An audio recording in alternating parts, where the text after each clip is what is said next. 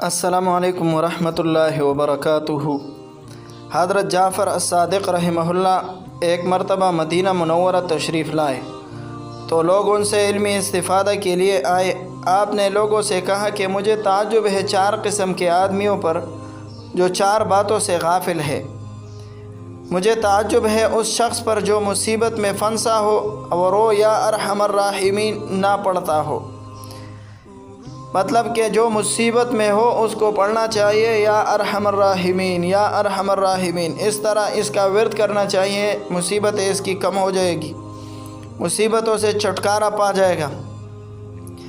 Number 2، مجھے تعجب ہے اس شخص پر جو غم میں پھنسا ہو اور وہ دعا نہ پڑھے جو حضرت یونس علیہ السلام نے مچھلی کے پیٹ میں پڑھی تھی، اور وہ دعا یہ ہے لا الہ الا انت سبحانک انی کنت من الظالمین۔ مطلب یعنی جس آدمی پر غم ہو اور غموں میں پھنسا ہوا ہو، گرا ہوا ہو، ہر طرف اس کے غم ہی غم ہو، تو اس کو یہ دعا کثرت سے پڑھنا چاہیے لا الہ الا انت سبحانک انی کنت من الظالمین۔ مجھے تعجب ہے اس شخص پر جسے کوئی خوف لاحق ہو اور وہ دعا نہ پڑھے جو صحابہ کرام نے پڑھی ہے خوف کے وقت، یعنی حسبنا اللہ ونعم الوکیل، حسبنا اللہ ونعم الوکیل۔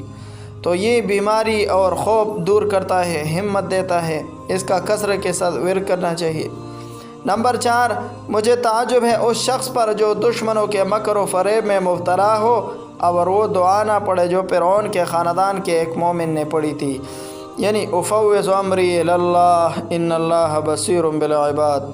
تو محترم سامعین کرام، کامیاب انسان چینل کے ویورز، یہ جو 4 کلمات حضرت امام جعفر الصادق رحمہ اللہ نے سکھلائے ہیں، یہ انتہائی برکتوں والے ہیں اور یہ خزانے ہیں، خزانے۔ اگر ہم اس پر مواظبت اختیار کریں اور ہر وقت یہ 4 کلمات اس کا ورد کرے، کثرت کے ساتھ اس کو پڑھے، تو انشاءاللہ العزیز ہماری زندگیوں میں تبدیلی آ جائے گی، ہم اپنی آنکھوں سے اپنی زندگی محسوس بدلتے ہوئے دیکھیں گے انشاءاللہ العزیز۔ نمبر 1، یا ارحم الراحمین، یا ارحم الراحمین، اور اس کے ساتھ رب اغفر وارحم وانت خیر الراحمین، رب اغفر وارحم وانت خیر الراحمین۔ نمبر 2، لا الہ الا انت سبحانک انی کنت من الظالمین۔ نمبر 3، افوض امری الی اللہ ان اللہ بصیر بالعباد۔ اور نمبر 4، حسبنا اللہ ونعم الوکیل، حسبنا اللہ ونعم الوکیل۔